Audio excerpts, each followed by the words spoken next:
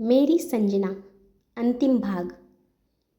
स्नेहा कुछ देर बाद डरते डरते बोली थी कि पापा, मैं मरने वाली हूँ, मुझे बीमारी हो गई है, मुझे आज ब्लड आया, पापा मुझे बचा लीजिए, मैं आपको छोड़कर नहीं जाना चाहती।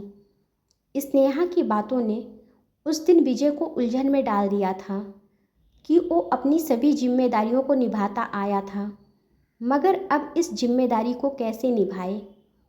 वो माँ का फर्ज निभा रहा था, मगर माँ नहीं था।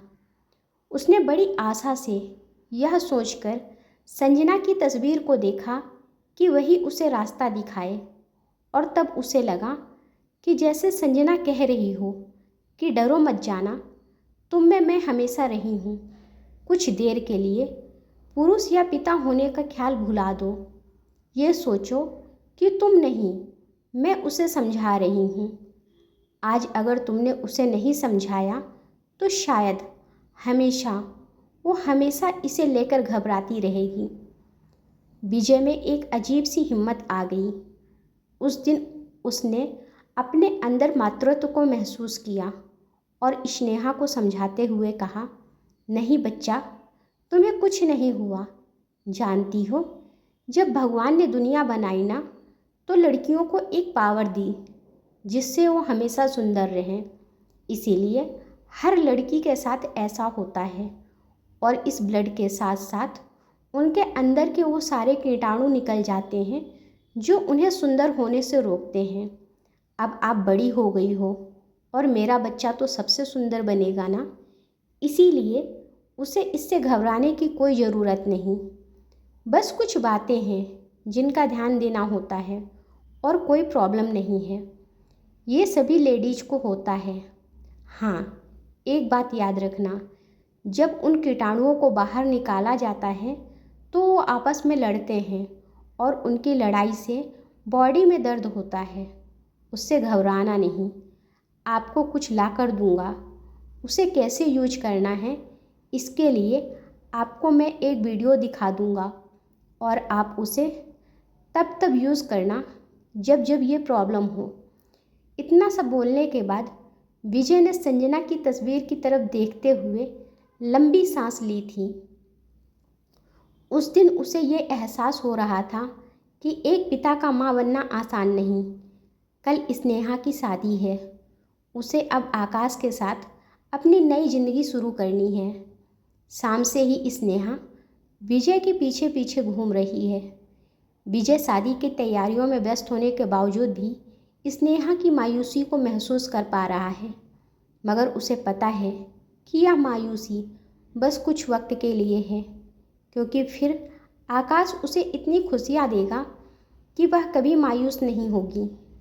स्नेहा ने जब विजय को आकाश के बारे में डरते हुए बताया, तब विजय ने उसके सर पर हाथ फेरते हुए एक ही बात कही थी कि बेटी, मैंने तुम्हारी माँ के जाने के बाद बस यही चाहा कि मैं माँ और बाप दोनों का प्यार देते हुए तुम्हें हमेशा खुश रखूं। मुझे खुशी है कि तुमने अपना जीवन साथी चुन लिया है, मगर मैं भी तो बाप हूँ और मेरी यही इच्छा है कि मैं जिसके हाथ में तुम्हारा हाथ दूँ वो तुम्हें मुझसे ज़्यादा प्यार दे। मुझे आकाश से मिलना है, और अगर मुझे लगा कि वह तुम्हारे लायक है तो फिर मुझे कोई एतराज़ नहीं। स्नेहा ने मायूस होते हुए कहा, फिर तो कोई चांस नहीं, क्योंकि आपसे ज़्यादा प्यार मुझे कोई कर ही नहीं सकता। विजय जोर से हंस पड़ा। उसकी हंसी में संतोष था, यह सोच के कि उसने संजना से किया वादा अच्छे से निभाया।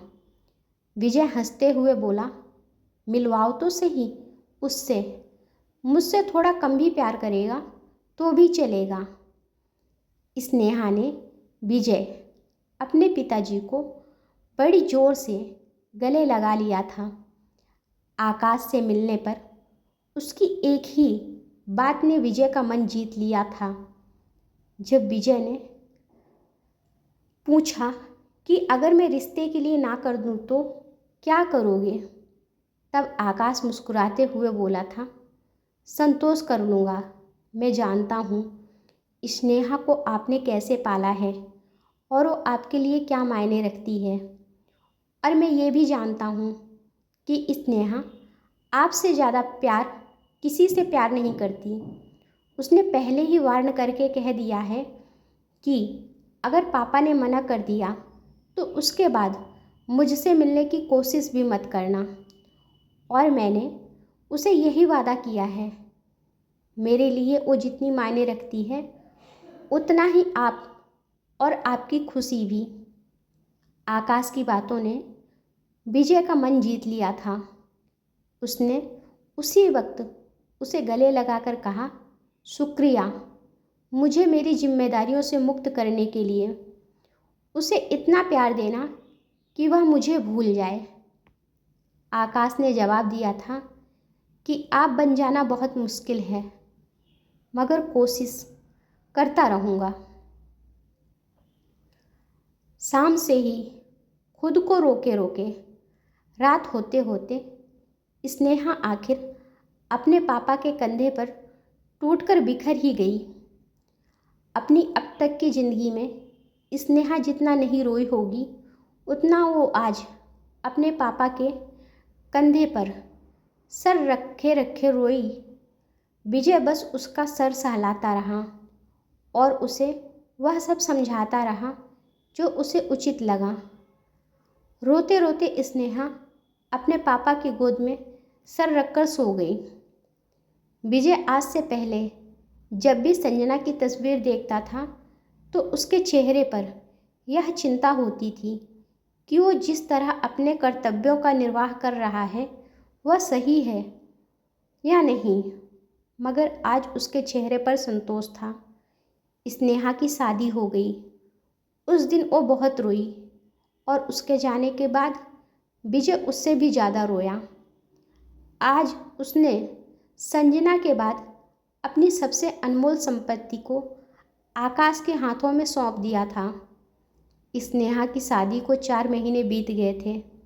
शादी के बाद पहली बार वो 10-12 दिनों के लिए अपने पापा के पास रहने आई थी। इस बीच हनीमून, आकाश के घर के रस्म रिवाज, इन सब में ही व्यस्त रही थी स्नेहा। स्नेहा ने अपने पापा से बताया कि वह बहुत खुश है। आकाश का परिवार बहुत अच्छा है और आकाश तो जैसे आपका ही क्लोन है। फिर हंसते हुए बोली, पर क्लोन तो क्लोन ही होता है ना पापा, ओरिजिनल की बात ही अलग है। विजय मुस्कुरा दिया। कल स्नेहा को चले जाना था। अपने पापा से बहुत सी बातें करने के बाद स्नेहा सोने चली गई। इधर विजय बहुत खुश था। वो संजना की तस्वीर को मुस्कुराते हुए देख रहा था। उसने मन ही मन संजना से कहा, देखो आज मैंने अपने वादे से आज़ाद हो गया।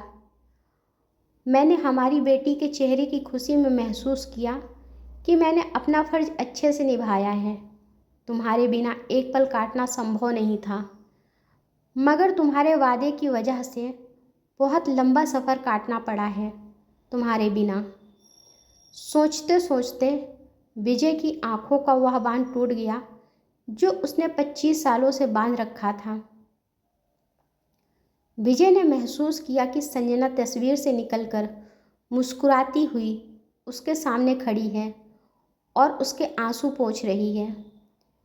विजय खड़ा हुआ और संजना की परछाई को गले लगा लिया। पापा, पापा, उठिए पापा। पापा नहीं, आप नहीं जा सकते।